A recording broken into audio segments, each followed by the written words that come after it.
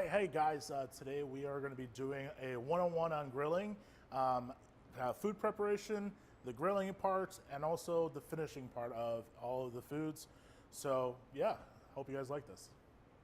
All right, so the first thing we're going to be doing is talking about the food. So it's really important that when we do anything with food, we make sure it's properly lubricated for the grill, because we're going to be talking about high heats, anywhere in excess of 500 to 600 degrees. So we want to make sure that it has enough oil and fat on it, so it's actually not going to stick to the grill, because that's where bad things happen. So first thing we're going to do is pick out our fats and our food that we're going to be cooking. So we have some chicken breast right here, got from some Whole Foods, really exciting. Now, if you're weary about cross-contamination like I am, we're always going to use gloves or handling meat. So we're going to use vegetable oil, which actually has a higher smoke point. So when we grill anything on this, it's not going to start to go bitter and burn flavor. So we're going to get some vegetable oil. We're going to rub it down on the outside. Now, chicken is very lean, so all of the fat was actually in the skin. So we want to make sure that we have enough oil on the outside to keep it from drying out. All right, so we're going to go and season it liberally with salt, because understand this, the grill is going to flake off a lot of the seasoning. So it seems kind of precarious to make sure that we have enough seasoning on the outside.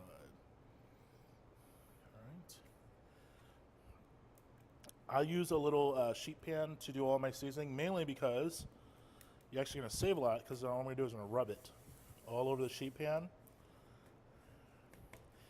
and make sure we don't waste any of our salts and pepper, because it is a commodity nowadays. All right, so chicken is at room temperature, lubricated, seasoned. Leave this alone for 10 minutes. Now in that 10 minutes, what's going to happen is it's going to actually, all that salt is going to liquefy and penetrate the chicken. If we were to just do this right on the grill, none of that seasoning is going to penetrate the on there. It's actually going to fall off of the chicken. So make sure you do this 10 minutes in advance. All right, so vegetables, another amazing thing you can actually do on a grill. I think a lot of people do it wrong. In some kitchens, they go and blanch it.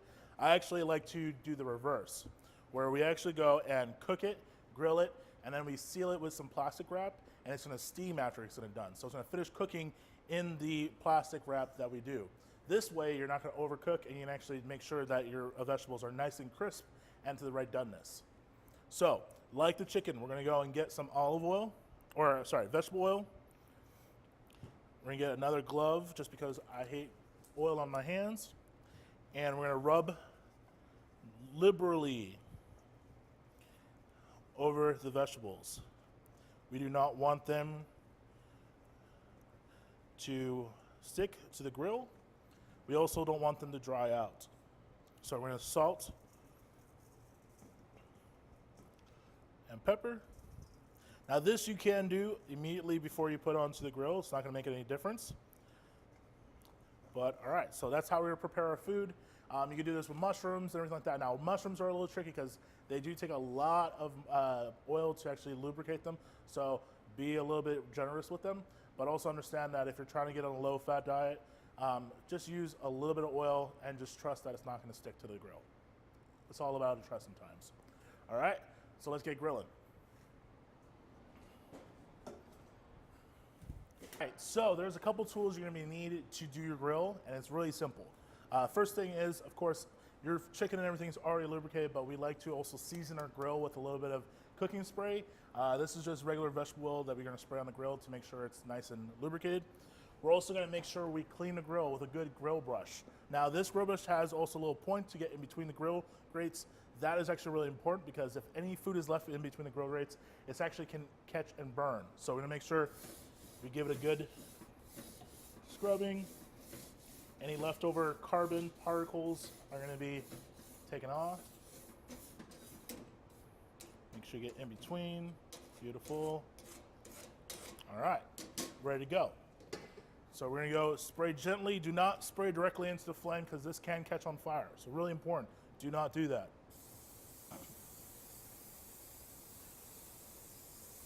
Now this will smoke a little bit. That's totally fine. But we're good to go. All right, now, you might have seen this giant canister out here. This is a fire extinguisher. Now, if anytime you're doing grilling outside, you always want to make sure that you have a fire extinguisher. Even if you're indoors, make sure you have a fire extinguisher close by, because you're dealing with 500 plus degrees of heat. You want to be able to, if any emergency were to happen, say you accidentally drop a towel onto your grill or anything like that, it catches on fire, you're able to deal with the situation at hand.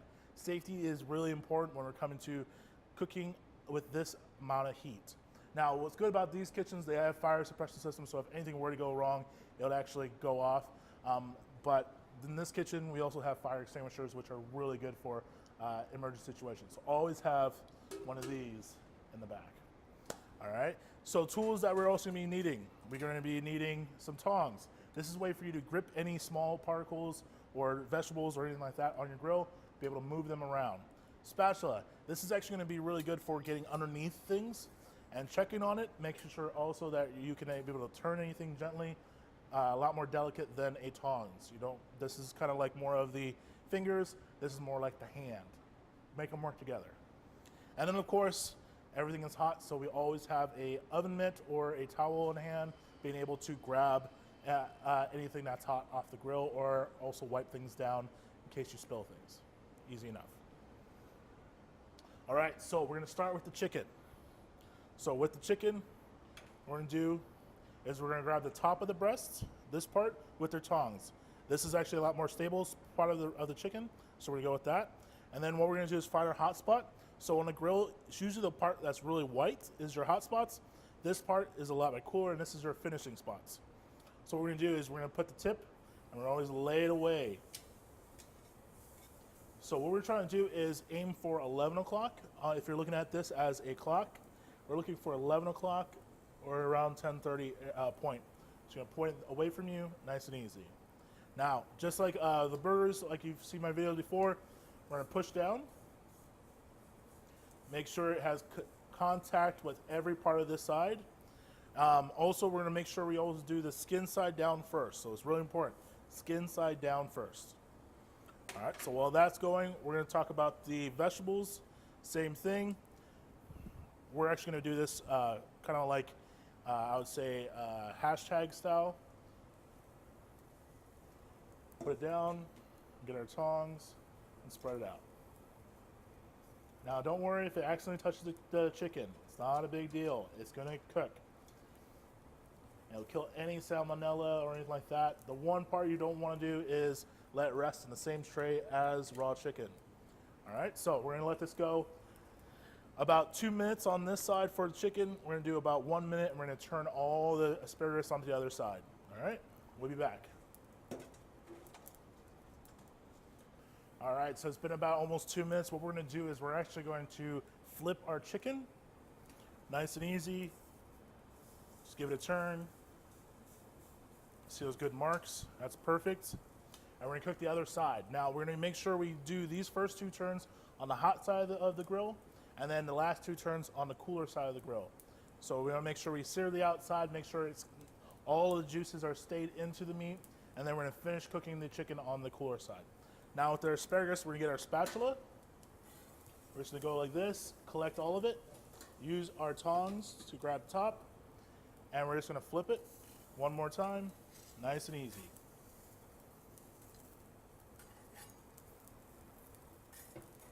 Grab the little ones, flip them, bring them in together. Now we're gonna do this on the cooler side of the grill to finish this side. Now if it gets stuck like this, it's really important. If it gets stuck in between, get our tongs, we save the little bits. All right, make sure they're nice and even. Every asparagus gets its turn on the grill. All right, we're gonna do 1 minute on the asparagus, 2 minutes on the chicken. We'll be back in a little bit. All right, so we're here. We're gonna be taking the asparagus off the grill. We're gonna use our tongs and our spatula. Get them off gently. Put them into the bowl. All right. So it's nice and hot, still a little bit crunchy. All right. We're gonna put this in the bowl. covered in some plastic wrap for another minute, and then it's gonna be perfectly tender. Enjoy, guys.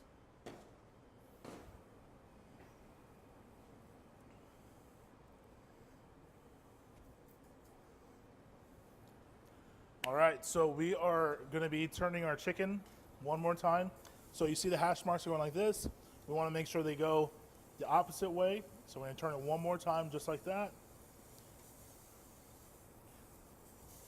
And we're gonna go for 2 o'clock, all right? This is the cooler side of it. So, also at this point, before we actually even turn it, we're gonna make sure we get our sauce, because you can't have chicken without barbecue sauce. So this is the time you would actually put any sauce or anything like that on there. If you're dealing with marinated chicken, make sure you pay attention to the outside of it. If it gets too dark, you're going to actually want to make sure you put it on the cooler side at an earlier time. You may even, like, if you have a marinade, you may actually just do cooking on this side the entire time, just because the sugars are going to burn. So you don't want it to be on the hot, really hot side if you're using marinated chicken. So we're going to also make sure we put a little sauce on this side as well. And then after another 2 minutes on this side, we're going to turn it, we're going to sauce it one more time, give it another layer of sauce, because right now all that's going to do is evaporate all of the water in it, and it's going to create like a really nice glaze on the outside, and that's really good, and it's really good for flavor. We're going to make sure we hydrate that glaze on the other side as well to make sure it doesn't burn. So that's really important. So right now we're going to leave it for another 2 minutes. We'll come back to it in a little bit.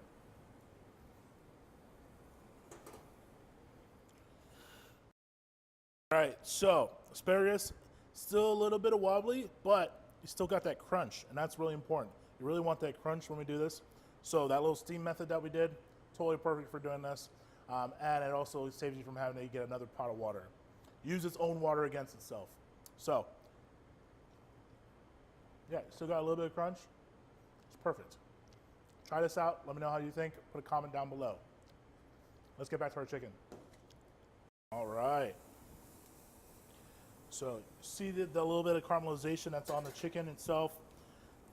We're gonna make sure it's nice and hydrated. Another batch of our barbecue sauce. And it's really that simple. We're gonna let this go for another 2 minutes. Then it's chow time. All right, so we use our instant thermometer to make sure that our chicken is at 165 degrees.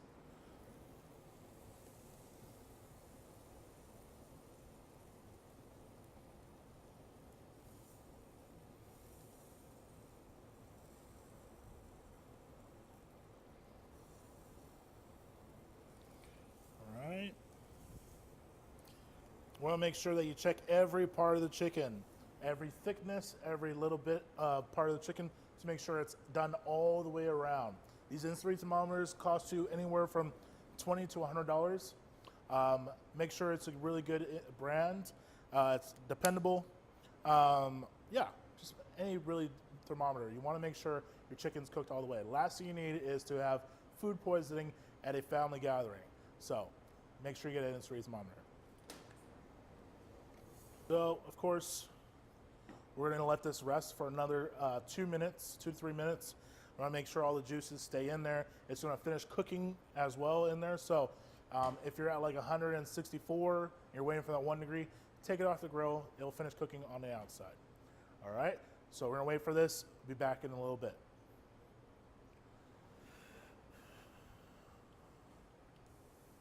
All right, so now it's carved up.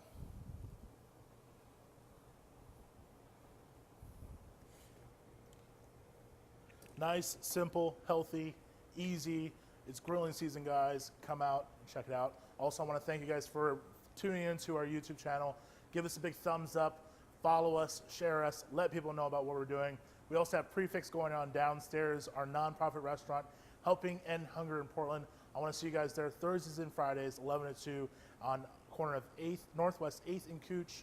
Come join us. Say hi to me. I want to meet you guys. If you like these videos, again, give us a thumbs up, follow, share, subscribe, do it all.